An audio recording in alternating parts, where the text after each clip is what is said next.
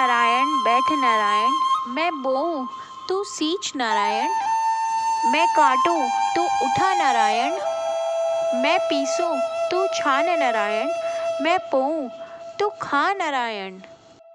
कोरा करवा शीतल पानी, उठो देवा पियो पानी, उठो देवा बैठो देवा, अंगुरिया चटकाओ देवा। आप सभी को देव उठान एकादशी की हार्दिक हार्दिक शुभकामनाएं। जैसा कि आप सभी जानते हैं कि कार्तिक मास में आने वाली शुक्ल पक्ष की एकादशी को देव उठनी एकादशी कहते हैं। इस दिन भगवान विष्णु 4 महीने की शयन के बाद क्षीर सागर में जागते हैं। जिन 4 महीनों में भगवान विष्णु शयन के लिए जाते हैं, तब उस दिन को तारा डूबना भी कहा जाता है। और इन 4 महीनों के बीच कोई भी शुभ कार्य नहीं किया जाता, जैसे आदि शुभ मंगल विवाह, इस तरह के शुभ कार्य नहीं किए जाते।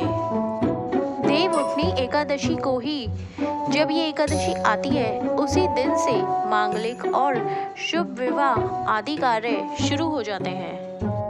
देव उठनी एकादशी को तुलसी विवाह के नाम से भी जाना जाता है। इसी दिन से शादियों का शुभ आरंभ भी हो जाता है। इस दिन सुबह के समय या आप दिन के समय भी देव उठा सकते हैं और उसके बाद शाम को तुलसी मैया का शालिग्राम जी के संग विवाह कराया जाता है। शालिग्राम जी भगवान विष्णु का ही स्वरूप है। ऐसा माना जाता है कि जिसके यहाँ जिस घर में कन्या पैदा नहीं हो रही या जिस कन्या की शादी नहीं हो रही, तो वह तुलसी माता का विवाह करके जीवन में कन्यादान का सुख पाते हैं। इस दिन माँ तुलसी का शालिग्राम जी के संग बहुत ही धूमधाम से विवाह कराया जाता है। ऐसा कहा जाता है कि इस दिन इस रात्रि को जागरण करना चाहिए और इसका व्रत रखना चाहिए। इसका व्रत रखने से और रात्रि जागरण से 1000 अश्वमेघ यज्ञ और 100 राजसूय यज्ञों का फल प्राप्त होता है और जीवन में अंत में मोक्ष की प्राप्ति होती है। इस दिन तुलसी माता का पूजन करके उनकी आरती करनी चाहिए। उनको धूप दीप नैवेद्य फल ये सब चढ़ाने चाहिए। आदि श्रृंगार का सामान ये सब कुछ उन्हें अर्पित करना चाहिए और उनका विवाह कराना चाहिए, या फिर आप आसपास के अपने मंदिरों में जाकर उनके विवाह में सम्मिलित हो सकते हैं। तो चलिए अब सुनते हैं देव उठनी एकादशी व्रत कथा। कथा इस प्रकार है। एक बार की बात है, एक राजा रहता था। उसकी प्रजा उसके राज्य में बहुत सुखी से रहती थी। एकादशी के दिन उस राज्य में कोई भी अन्न जल ग्रहण नहीं करता था और ना ही अन्न को बेचता था। सभी लोग फलाहार करते थे। एक बार की बात है, भगवान श्री हरि विष्णु ने राजा की परीक्षा लेनी चाहिए। इसके बाद श्री हरि विष्णु अपना एक सुंदर सा स्त्री का रूप धारण कर सड़क पर आकर नीचे बैठ गए पृथ्वी लोक पर। उसी समय की बात है, राजा वहां से गुजर रहा था। उसकी नजर उस सुंदर सी स्त्री पर पड़ी। अब तो उसकी सुंदरता देखकर राजा एकदम चकित रह गया। फिर राजा अपनी बग्गी से उतरा और उसने उस सुंदरी से पूछा कि हे सुंदरी, तुम यहाँ इस प्रकार रास्ते के बीच में क्यों बैठी हो? कौन हो तुम? तब सुंदर स्त्री बने भगवान विष्णु बोले, मैं तो इस दुनिया में बेसहारा हूँ। मेरा इस दुनिया में जानने वाला कोई नहीं है। और राजा तो पहले ही उसके रूप पर मोहित हो चुका था। तो राजा बोला कि तुम मेरे साथ मेरे महल में चलो और मेरी रानी बनकर रहो। तब वह सुंदर स्त्री बोली कि ठीक है, मैं तुम्हारे साथ चल लूंगी, मगर उसके बदले में तुम्हें मुझे सारा राज्य अपना सौंपना होगा, राज्य का सारा अधिकार सौंपना होगा।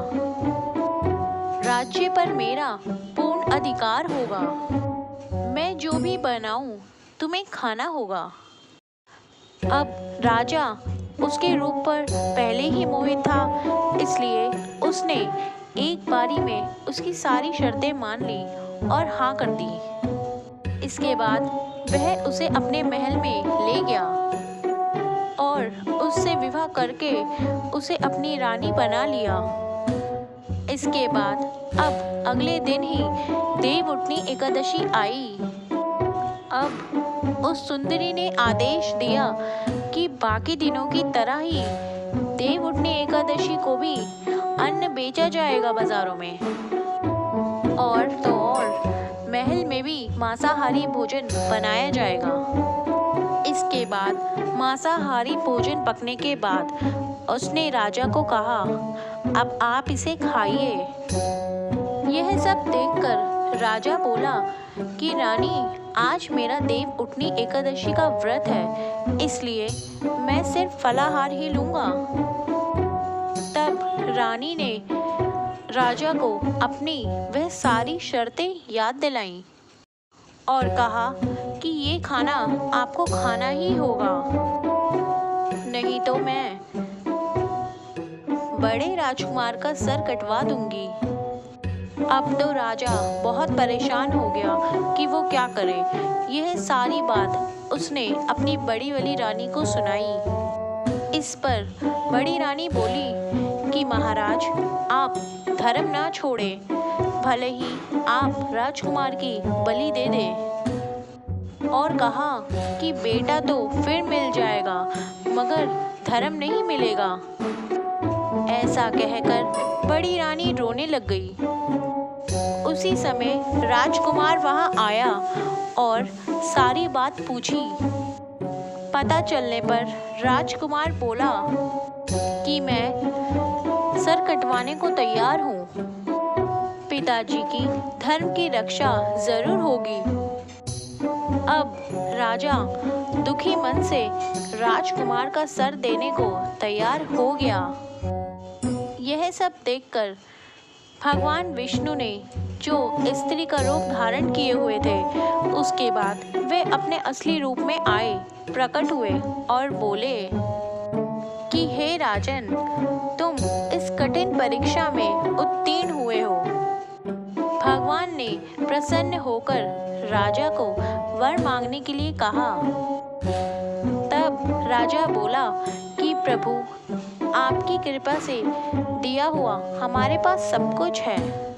कृपा कर आप हम सब पर, मेरे परिवार पर अपना आशीर्वाद बनाए रखें और हमारा उद्धार करें। उसी समय भगवान श्री हरि विष्णु का पुष्पक विमान आया और राजा ने सारा राज्य अपने बड़े राजकुमार को सौंपकर और विमान में बैठकर स्वयं भगवान विष्णु के लोक चला गया। हे भगवान श्री हरि विष्णु, जैसे आपने उस राजा का उद्धार किया, वैसे ही इस कथा को कहते, सुनते और हुंकार भरते सब पर कृपा कीजिएगा, सबका उद्धार कीजिएगा। जय श्री हरि विष्णु। नीचे प्लीज़ कमेंट बॉक्स में लिख के ज़रूर बताइएगा। And if you like the video, so please don't forget to like, subscribe and share. Thanks for watching.